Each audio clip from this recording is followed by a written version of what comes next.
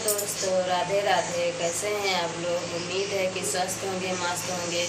देखिए प्रेमानंद महाराज जी का वीडियो क्या कहते हैं, चलिए देखते हैं, सुनते हैं। पसंद आएगा तो लाइक सब्सक्राइब कर लीजिएगा और पूरा देखिएगा। राधे राधे। जरा सोचिए, अगर अक्षय तृतीया के दिन खरीदा गया सोना आपके घर में सुख समृद्धि लाने के बजाय दरिद्रता का कारण बन जाए तो? हाँ, आप सही सुन रहे हैं, क्योंकि साल 2026 में अक्षय तृतीया को लेकर एक बहुत बड़ी उलझन खड़ी हो गई है। 18 अप्रैल या 19 अप्रैल सही दिन कौन सा है? और सबसे चौंकाने वाली बात यह है कि अगर आपने गलत दिन या गलत मुहूर्त में सोना खरीद लिया तो शास्त्रों के अनुसार माता लक्ष्मी रूठ सकती हैं। शिव पुराण और स्कंद पुराण में साफ चेतावनी दी गई है कि इस दिन की गई छोटी सी गलती भी भारी पड़ सकती है। लेकिन रुकिए, सबसे खतरनाक है वो तीसरी गलती जो 90% लोग अनजाने में कर बैठते हैं और फिर पूरी जिंदगी पछताते हैं।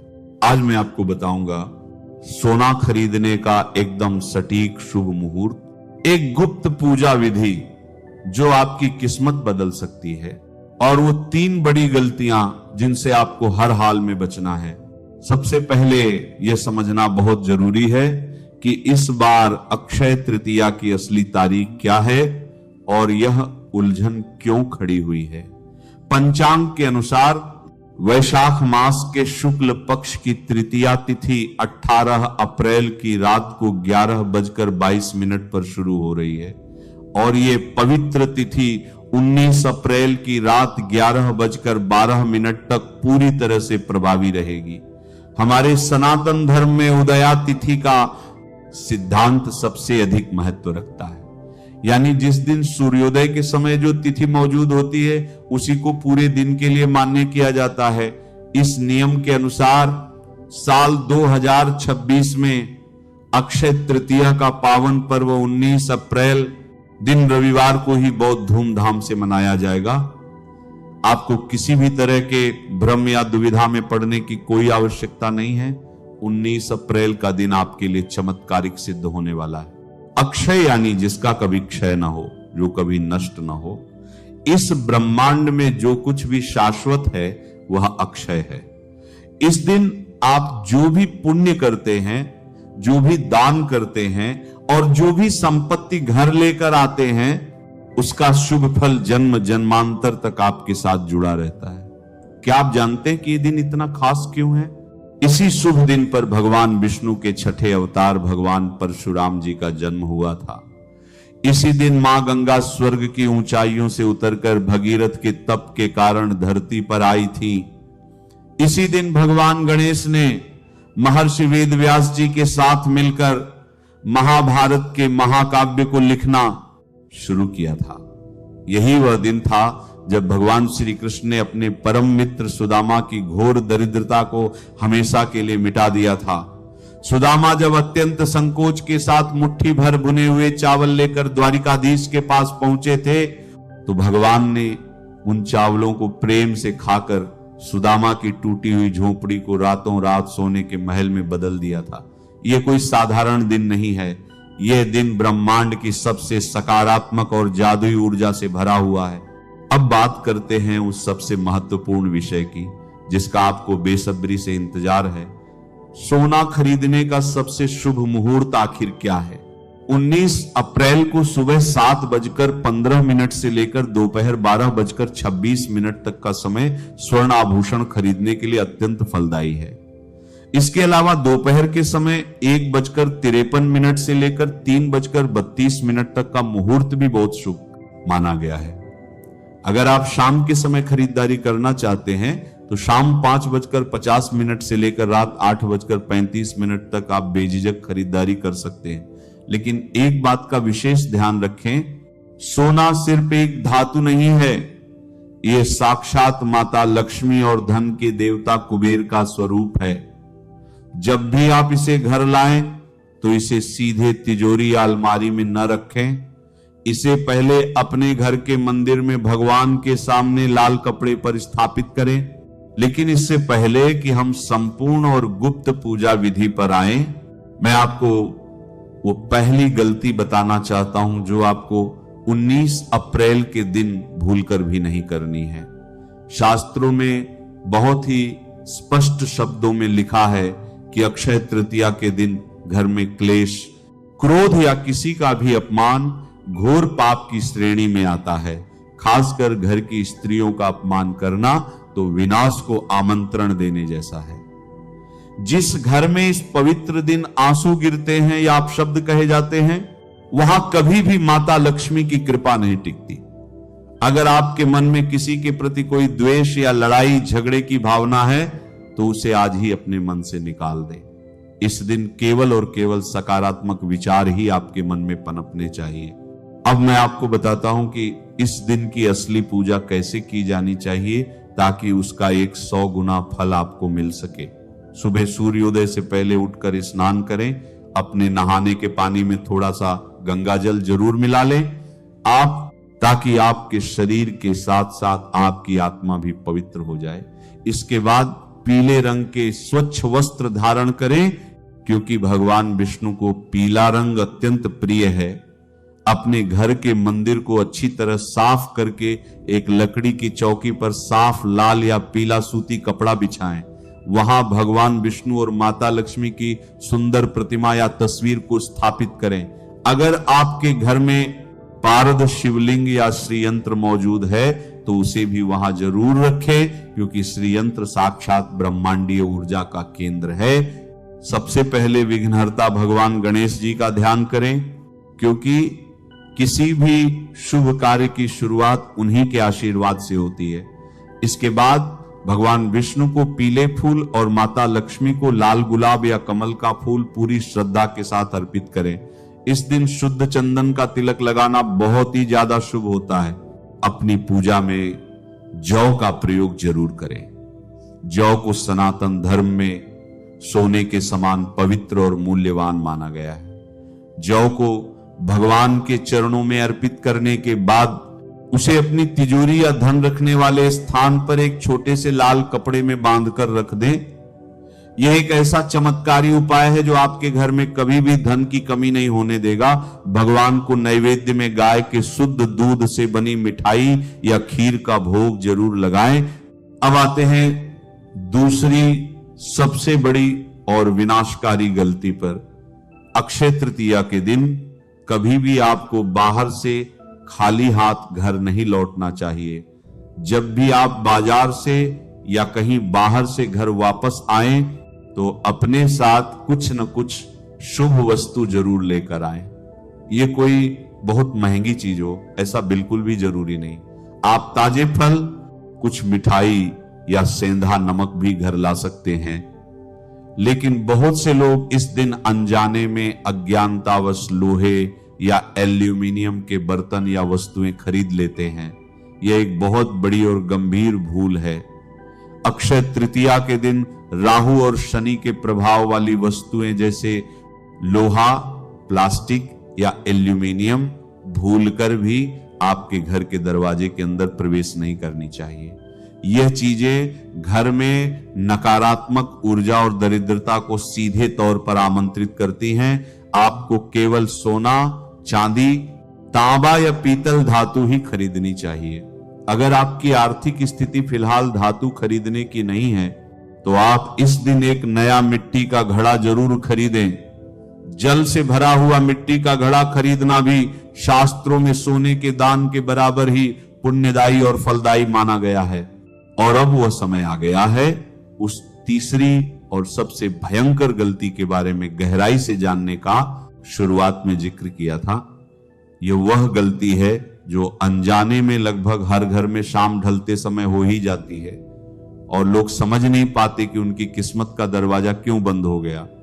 अक्षय तृतीया के दिन सूर्यास्त के समय यानी गोधूली बेला में घर के मुख्य द्वार पर अंधेरा रखना और शाम के समय घर में झाड़ू लगाना या सफाई करना घोर महापाप माना गया है। शाम का समय वह विशेष समय होता है जब माता लक्ष्मी स्वर्गलोक से धरती पर भ्रमण के लिए निकलती हैं और अपने सच्चे भक्तों के घर में प्रवेश करने की इच्छा रखती हैं। अगर आपके घर के मुख्य द्वार पर उस समय घोर अंधेरा होगा तो वह आपके दरवाजे से ही निराश होकर लौट जाएंगे। इसलिए शाम ढलते ही घर के मुख्य द्वार पर गाय के शुद्ध देसी घी का एक दीपक जरूर जलाएं।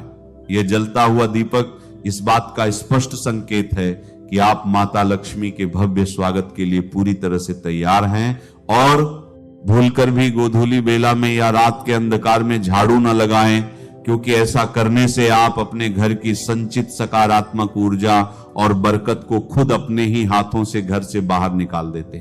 अक्षय तृतीया का यह पावन दिन केवल धन कमाने या भौतिक सुखों को इकट्ठा करने का दिन नहीं है, बल्कि यह दिन आपके संचित कर्मों को अक्षय और पवित्र बनाने का भी सबसे बड़ा दिन है। इस दिन आपके द्वारा किया गया कोई भी छोटा सा दान कई हजार गुना बड़ा होकर आपके पास वापस लौटता है।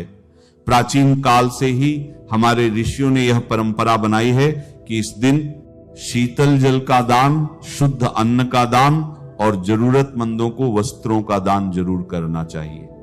आप किसी प्यासे राहगीर को पानी पिलाएं, किसी भूखे इंसान को प्रेम से भोजन कराएं, या किसी गरीब को पहनने के लिए कपड़े दें। जब आप निस्वार्थ भाव से और बिना किसी लालच के किसी की भी मदद करते हैं, तो ब्रह्मांड की सारी अदृश्य शक्तियां आपके जीवन की हर एक बाधा को दूर करने में पूरी तरह से लग जाती है। महाभारत के वन पर्व में एक बहुत ही अद्भुत कथा आती है कि जब पांचों पांडव अपना वनवास काट रहे थे, तब जंगल में उनके पास भोजन की बहुत भारी कमी हो गई थी। द्रौपदी इस बात से बहुत चिंतित और दुखी रहती थी कि अगर कोई अतिथि आ गया तो वह उसे क्या भोजन कराएंगी। तब भगवान सूर्यदेव ने प्रसन्न होकर युधिष्ठिर को एक ऐसा चमत्कारिक बर्तन दिया था जिसे इतिहास में अक्षय पात्र के नाम से जाना जाता है।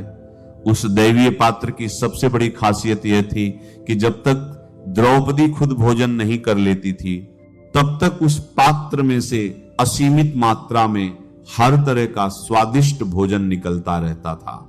अक्षय तृतीया का यह पावन दिन बिल्कुल उसी अक्षय पात्र की तरह ही है, जहां से आप अपनी सच्ची श्रद्धा और अटूट विश्वास के अनुसार कितना भी ईश्वरीय आशीर्वाद प्राप्त कर सकते हैं। ज्योतिष शास्त्र के अनुसार अक्षय तृतीया वही इकलौता दिन है जब सूर्य और चंद्रमा दोनों ही अपनी उच्च राशि में विराजमान होते हैं। यह एक ऐसा दुर्लभ खगोलीय संयोग है जो पूरे ब्रह्मांड में ऊर्जा का एक भयंकर और सकारात्मक प्रवाह पैदा करता है।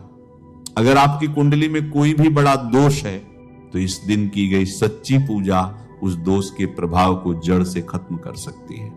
आप इस दिन श्री सूक्त का पाठ कर सकते हैं। श्री सूक्त का पाठ माता लक्ष्मी को प्रसन्न करने का सबसे अचूक और शक्तिशाली ब्रह्मांडीय अस्त्र है। इसके एक एक श्लोक में इतनी ऊर्जा छुपी है कि वह आपकी सोई हुई किस्मत को पूरी तरह से जगा सकती है।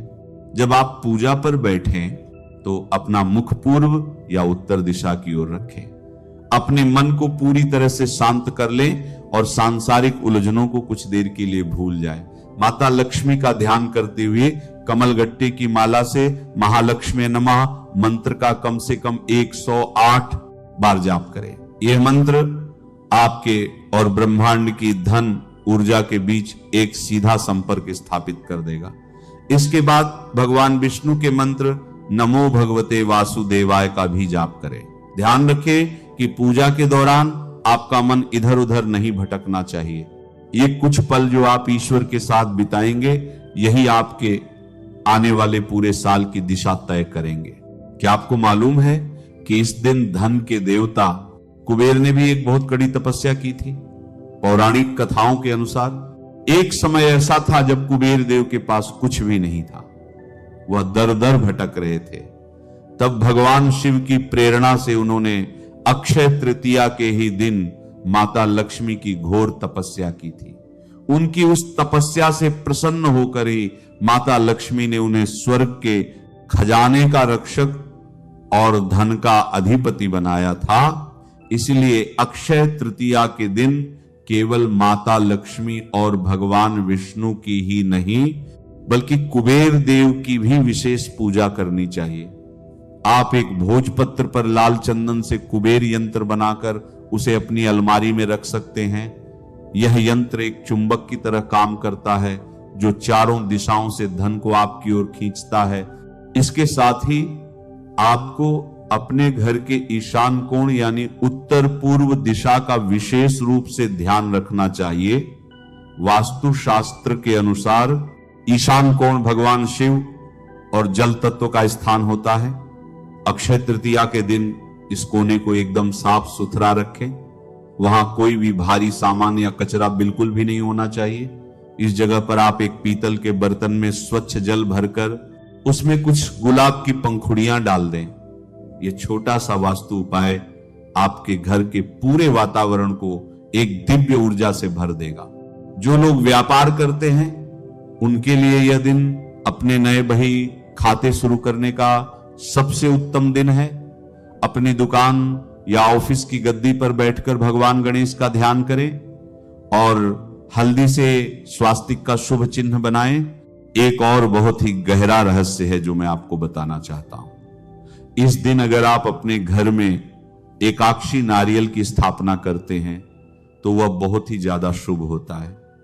एकाक्षी नारियल एक ऐसा दुर्लभ नारियल होता है जिसमें केवल एक ही आंख होती है, जबकि सामान्य नारियल में 3 आंखें होती हैं। इस एकाक्षी नारियल को साक्षात माता लक्ष्मी का जीवंत स्वरूप माना गया है। इसे लाल रेशमी कपड़े में लपेटकर उस पर कुमकुम का तिलक लगाकर अपनी तिजोरी में रखें। आप खुद महसूस करेंगे कि कैसे आपके घर में धन के नए और अप्रत्याशित मार्ग खुलने लगे हैं। अगर हम राशियों की बात करें तो यह दिन हर राशि के इंसान के लिए कुछ न कुछ खास लेकर आता है। मेष से लेकर मीन राशि तक हर कोई इस दिन की सकारात्मक ऊर्जा का पूरा फायदा उठा सकता है। वृषभ और तुला राशि के जातकों के लिए इस दिन चांदी खरीदना सोने से भी ज्यादा लाभकारी साबित हो सकता है, क्योंकि इन राशियों का स्वामी शुक्र है जो चांदी का कारक ग्रह है। कर्क राशि वाले इस दिन मोती धारण कर सकते हैं। मकर और कुंभ राशि वाले नीलम या लोहे को छोड़कर कोई भी शुभ धातु अपने घर ला सकते हैं। आप चाहे किसी भी राशि के हों, सबसे ज्यादा महत्व आपकी सच्ची भावना और आपके कर्मों का ही होता है। कई बार लोग यह सवाल भी पूछते हैं कि अगर वो सोना या कोई धातु नहीं खरीद सकते तो उन्हें ऐसा क्या करना चाहिए जिससे उन्हें भी अक्षय तृतीया का पूरा पुण्य मिले। ऐसे लोगों को निराश होने की कोई जरूरत नहीं है। आप इस दिन केवल एक मोर पंख खरीदकर अपने घर ले आए।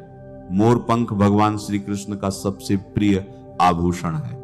इस मोर पंख को अपने घर के मंदिर में या अपने बच्चों के पढ़ने के कमरे में रख दें। यह मोर पंख आपके घर की सारी नकारात्मक शक्तियों को सोख लेगा और आपके बच्चों को तेज बुद्धि और एकाग्रता प्रदान करेगा। इसके अलावा आप एक मुट्ठी साबुत धनिया खरीद कर ला सकते हैं। उस धनिये को माता लक्ष्मी के चरणों में चढ़ाएं और अगले दिन उसे अपने घर के गमले में बो दें। जैसे जैसे वह धनिया उगेगा वैसे वैसे आपके घर में आर्थिक समृद्धि बढ़ने लगेगी। एक बात जो बहुत कम लोग जानते हैं वह यह है कि इस दिन पितरों का आशीर्वाद लेना भी बहुत जरूरी होता है। अक्षय तृतीया के दिन किया गया तर्पण और श्राद्ध भी अक्षय हो जाता है, यानी उसका फल पितरों को अनंत काल तक मिलता रहता है। अगर आपके घर में अकारण ही बीमारियां बनी रहती हैं या कोई भी शुभ काम होते होते रुक जाता है तो यह पितृदोष का बहुत बड़ा संकेत हो सकता है। इससे बचने के लिए अक्षय तृतीया के दिन दक्षिण दिशा की ओर मुख करके अपने पितरों को जल जरूर दें। जल में थोड़े से काले तिल मिला लें। पितरों के नाम से किसी ब्राह्मण को या किसी गरीब को सीधा यानी कच्चा राशन जरूर दान करें। जब आपके पितर तृप्त होकर आपको हृदय से आशीर्वाद देंगे तो आपके जीवन की वह सारी रुकावटें जो आपको आगे नहीं बढ़ने दे रही थी वे अपने आप हमेशा के लिए खत्म हो जाएंगी। अब जरा सोचिए, एक अकेला दिन आपके जीवन में कितने सारे चमत्कारिक बदलाव ला सकता है। आपके पास पूरे साल में ऐसे अवसर बहुत कम आते हैं जब ग्रहों और नक्षत्रों की चाल आपके लिए एक ऐसा सुंदर योग बनाती है। 18 अप्रैल की रात से शुरू होकर 19 अप्रैल की रात तक का यह समय आपके लिए ईश्वर का एक बहुत बड़ा वरदान है। आपको इस समय का एक एक पल बहुत ही सावधानी और पवित्रता के साथ बिताना है। किसी भी तरह के व्यसन से इस दिन पूरी तरह से दूर रहें। मांस, मदिरा या किसी भी प्रकार के नशे का सेवन इस दिन आपको भयंकर पाप का भागीदार बना सकता है। सात्विक रहें, सात्विक भोजन करें और अपने विचारों में भी पूरी तरह से सात्विकता बनाए रखें। नमः शिवाय।